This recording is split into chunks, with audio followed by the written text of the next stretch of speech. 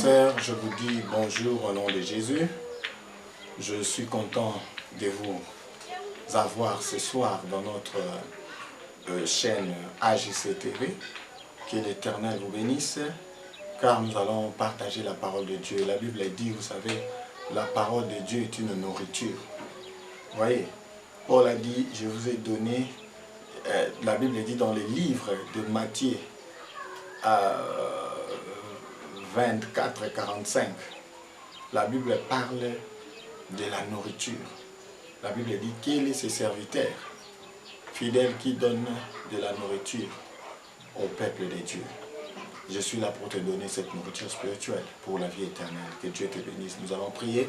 Seigneur, nous te disons merci pour ce matin, pour ce soir, pour cette belle journée que tu nous as donnée. Laisse que le temps que nous allons partager ta parole, Seigneur, que ton esprit nous oriente et marche avec nous par le nom puissant de Jésus. Nous avons ainsi prié. Amen. Bien-aimé, j'ai une bonne information pour toi. La bonne information est que la parole de Dieu est là pour te donner les victoires. Vous voyez, dans les livres de Psaume, la Bible dit, il envoya sa parole et sa parole les guérit. C'est-à-dire la parole que je vous ai amenée ce matin, cette parole te guérira, cette parole te sauvera, cette parole te délivrera. Même si tu es dans le lit de l'hôpital, même si tu as des problèmes, tu ne sais pas comment tu vas finir avec ces problèmes. Ces problèmes-là ne te tueront pas au nom de Jésus. Tes problèmes ne te tueront pas. Tes problèmes ne te feront pas limiter car l'Éternel est devant toi. Et si Kanzela na Yo et Souki, c'est là où l'Éternel va commencer. Là où ton chemin s'arrête, c'est là où Dieu va commencer. Que l'Éternel soit avec toi.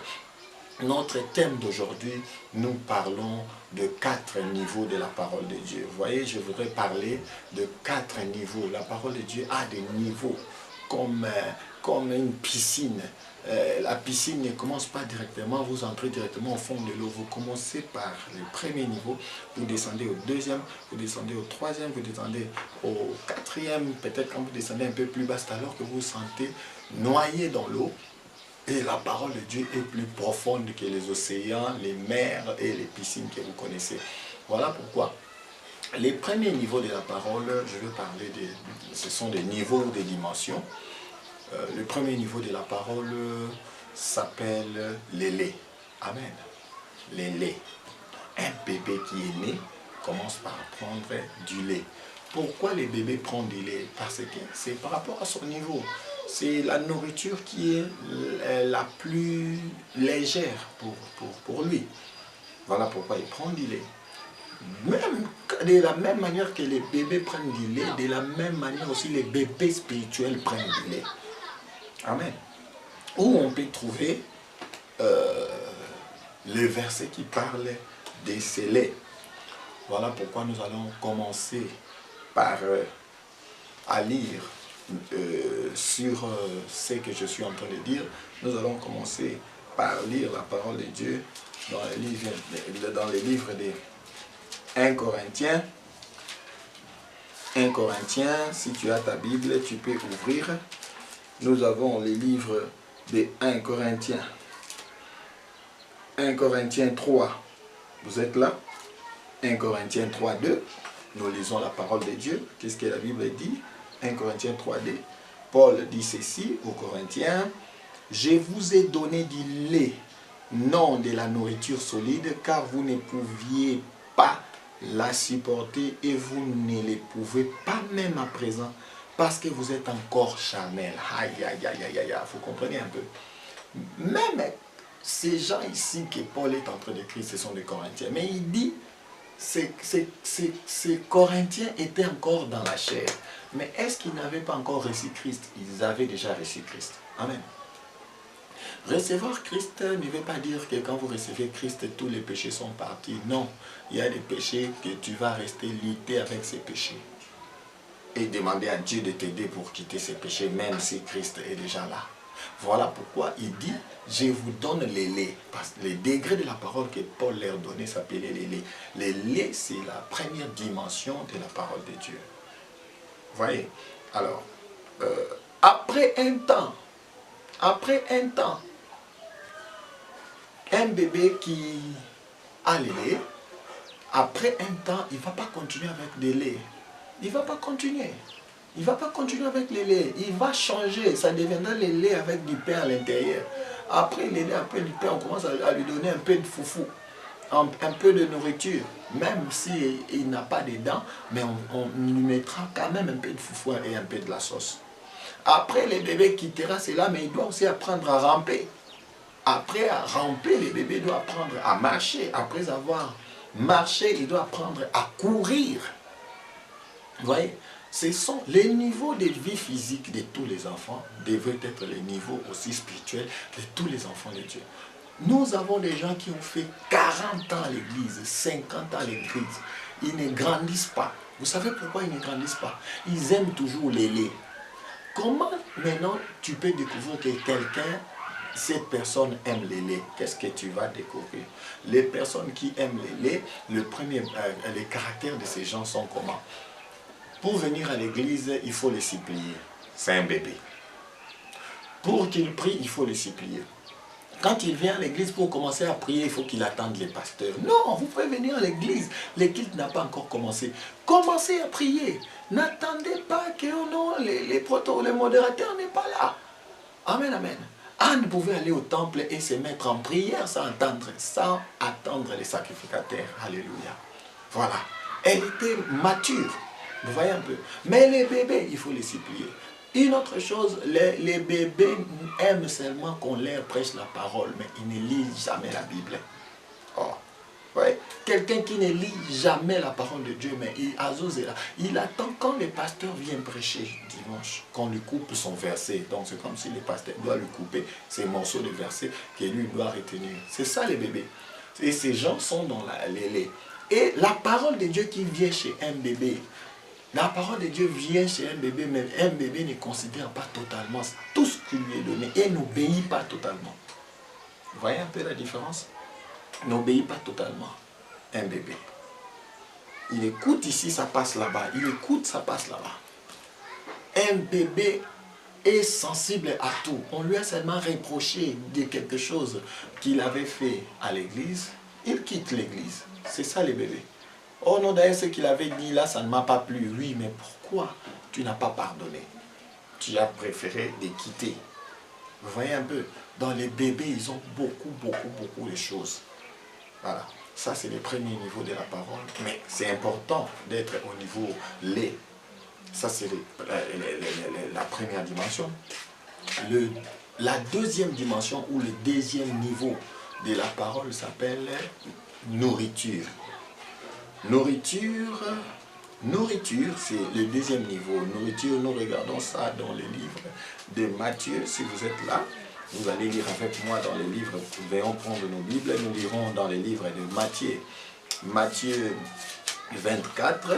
Si vous êtes à Matthieu 24, nous allons lire Matthieu 24, 45. Qu'est-ce que la Bible nous dit?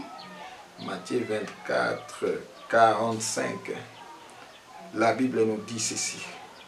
Quel est donc le serviteur fidèle et prudent que son maître a établi sur ces gens pour leur donner de la nourriture au temps convenable? Vous voyez ici, la parole de Dieu est en train de parler de la nourriture. La nourriture, c'est une autre dimension. Donc, vous avez quitté les laits, vous arrivez au niveau de la nourriture. Quels sont les caractères de quelqu'un qui aime la parole de Dieu au niveau de la nourriture? Comment vous pouvez le connaître?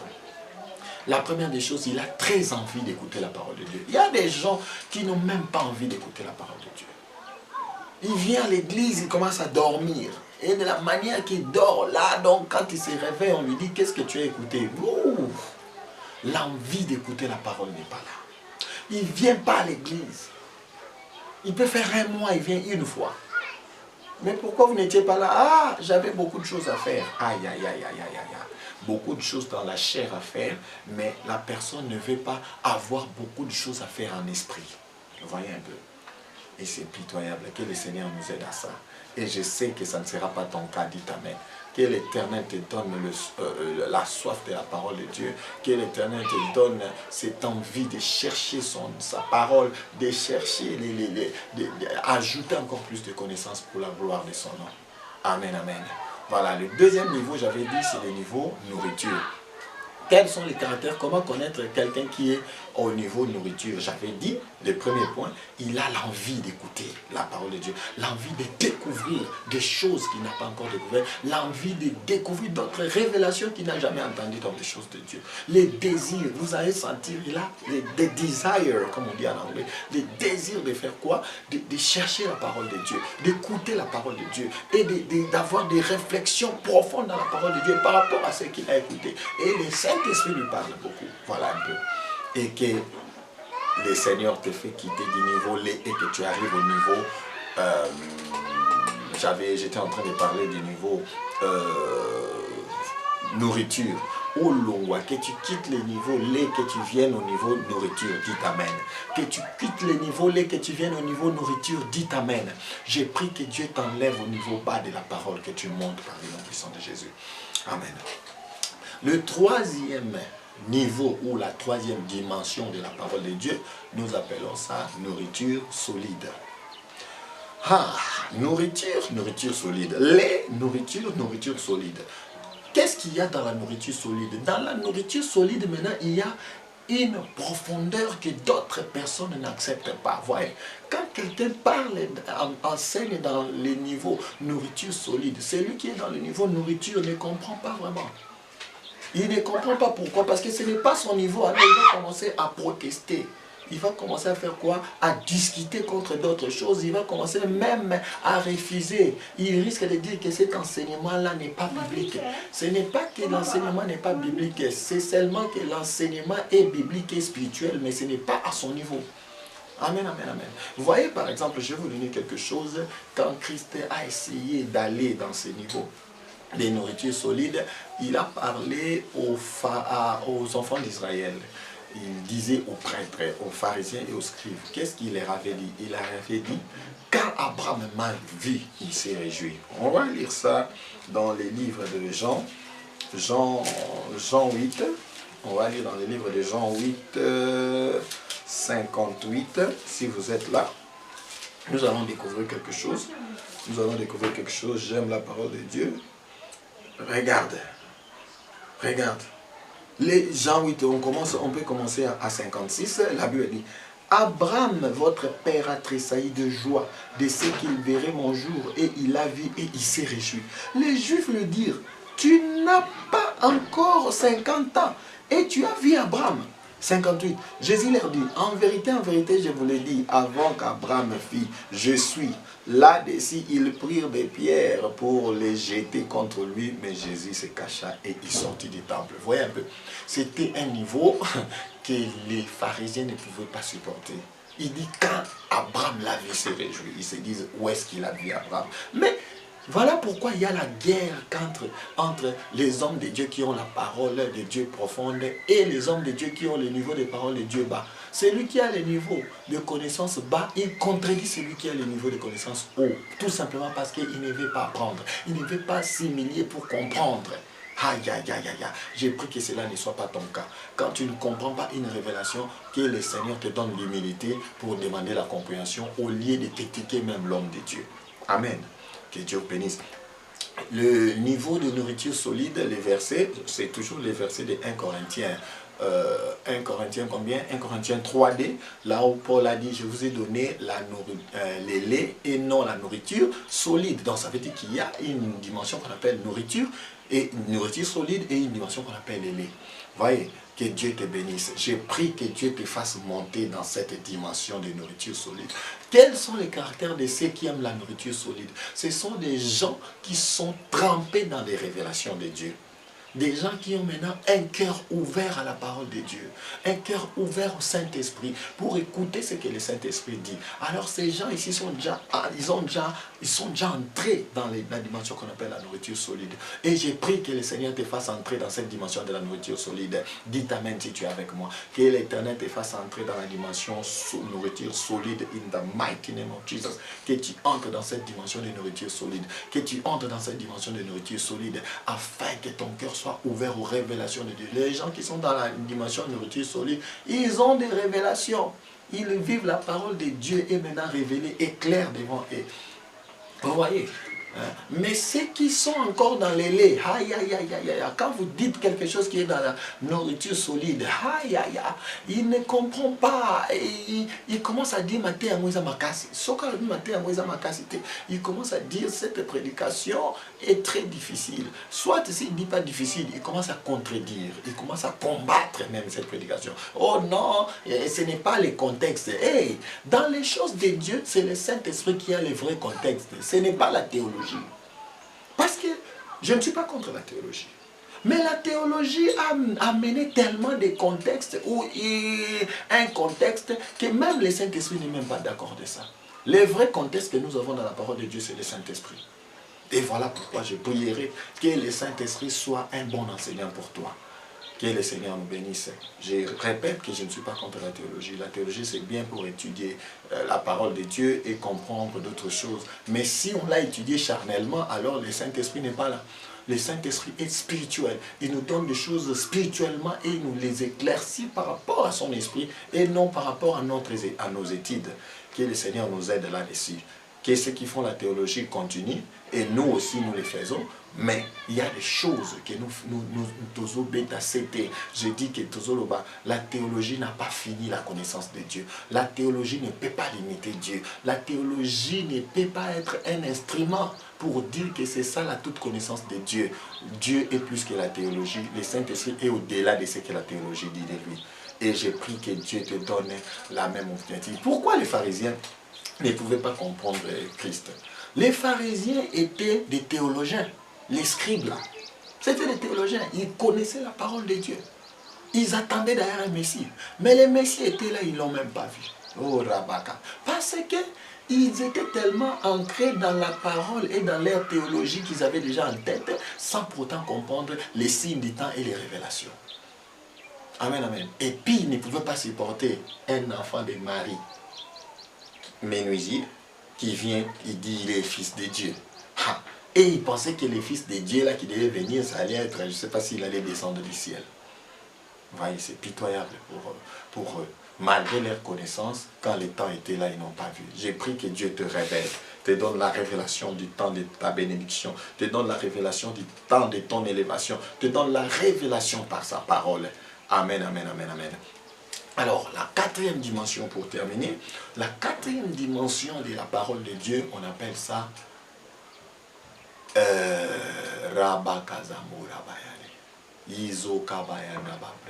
la quatrième dimension de la parole, on appelle ça le miel.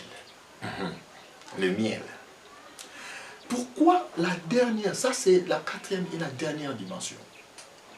C'est lui qui vole dans la dimension miel. Aïe, aïe, aïe, aïe, aïe, aïe. Si vous êtes dans les laits là-bas, vous risquez de les tuer pour rien. C'est ce que les pharisiens ont fait. Christ a toujours volé dans la prédication ou dans la parole, dans cette dimension qu'on appelle le miel. Amen, amen.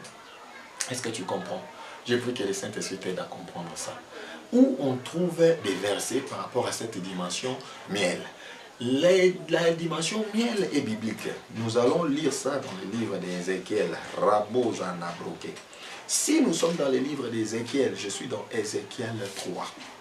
Nous allons lire le livre d'Ézéchiel 3. Nous allons écouter quelque chose et découvrir ce que l'Éternel a dit. Ézéchiel 3, 1, écoute ce que la Bible dit. Il me dit, fils de l'homme, mange ce que tu trouves, mange ces rouleaux et parle à la maison, et va parler à la maison d'Israël. 2. J'ouvris la bouche et il me fit manger ces rouleaux. 3. Il me dit, fils de l'homme, nourris ton ventre et remplis tes entrailles de ces rouleaux que je te donne. J'ai le mangé et il fit dans ma bouche doux comme du miel. Aïe, aïe, aïe, aïe. Voyez un peu mes frères, est-ce qu'on peut acclamer la parole de Dieu? Waouh, acclamons la parole de Dieu. Clap the word of God. Acclamez la parole. La parole de Dieu peut être doux comme du miel dans la bouche de quelqu'un. Quelles sont les caractéristiques de ceux qui ont la parole de Dieu au niveau miel? Ce sont des gens où la parole de Dieu n'est plus parole. La parole de Dieu devient un être vivant qui leur parle directement. Même les prophètes Les prophètes, si tu es un vrai prophète de Dieu, normalement tu dois voler dans cette dimension du miel. Mais Christ volait dans cette dimension du miel dans la parole de Dieu. Il pouvait sentir la divinité rien que dans sa parole.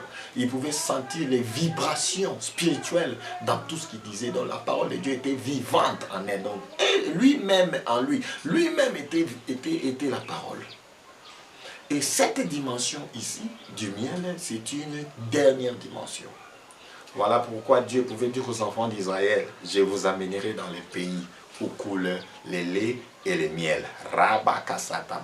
Les laits et le miel. Pourquoi il dit les laits et le miel? Donc il n'y avait pas d'autre chose à manger dans ces pays-là. Seulement les laits et le miel. Non. Les laits physiquement, oui, pas de problème, il y en aura, ils vont boire. Les miel aussi, dans des forêts, ils pouvaient trouver parce qu'il y avait des abeilles. Mais spirituellement, Dieu leur disait, je vous amènerai là dans un pays où vous allez obéir à ma parole du premier niveau au quatrième niveau. Donc du niveau lait au niveau miel. Ah, Rabaka, j'ai prie que l'Éternel te donne l'obéissance de sa parole jusqu'au niveau miel.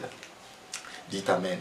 Ok, nous allons essayer de décortiquer ces niveaux. Vous voyez ici, Ézéchiel a dit, je l'ai mangé et cette parole fut douce dans ma bouche comme du miel. Je prie que la parole de Dieu soit du miel dans ta bouche. Tu répètes tellement, tu es tellement toi. Tu vois les problèmes que nous avons aujourd'hui. Tu es tellement toi. Tu ne fais pas un effort d'avaler la parole de Dieu afin que la parole de Dieu devienne en toi Dieu et que ta bouche soit modélée à la formule de Dieu. Vous voyez?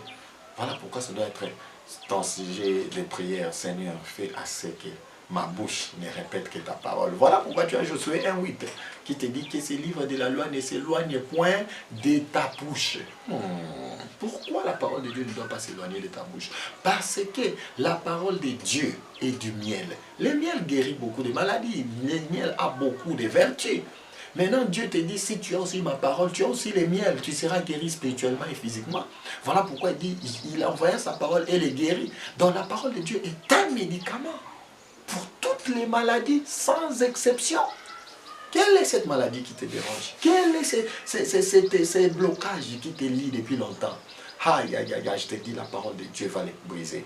La parole de Dieu coupera ces blocages. La parole de Dieu t'ouvrira des portes. Je suis en train de déclarer que la parole de Dieu est là pour te délivrer. Sois délivré au nom de Jésus. Sois béni au nom de Jésus. Je vais aller un peu profondément dans ces niveaux.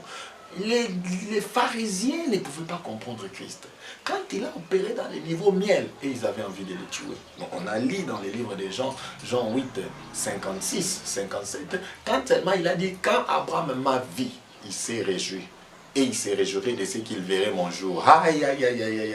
Ils ont dit ça, ce sont des blasphèmes. Ils blasphèment parce qu'il n'a pas encore 30 ans. Lui, il a déjà vu Abraham. Abraham l'a vu. Où Abraham l'avait vu. Donc, pour eux, c'était quelque chose qu'ils ne pouvaient pas comprendre. Parce qu'ils étaient au niveau lait, des bébés, même s'ils avaient des titres, des Sanhédrins. Ils ont fini toute la théologie, mais ils ne pouvaient pas comprendre ce que l'Esprit disait. Raboka, j'ai pris à ce que le Saint-Esprit t'aide à comprendre tout ce que l'Esprit dit. J'ai pris à ce que le Saint-Esprit te fasse comprendre tout ce que le Saint-Esprit te dit pour le moment. Que les niveaux miel arrivent dans ta vie au nom de Jésus. Que les niveaux hautes de la parole arrivent.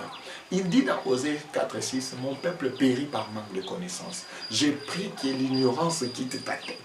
À cause de cet enseignement, que tu montes encore de niveau, que tu aies le désir de quitter les niveaux bas de la parole et de monter au niveau haut. Amen, amen, amen.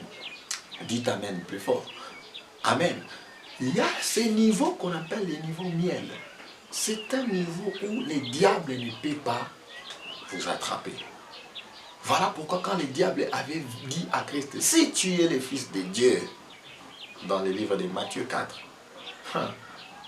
transforme ces pierres en pain, afin que tu manges car tu as faim. Christ a dit, il est écrit, l'homme ne vivra pas de pain seulement, mais de toute parole, qui sort de la bouche de Dieu.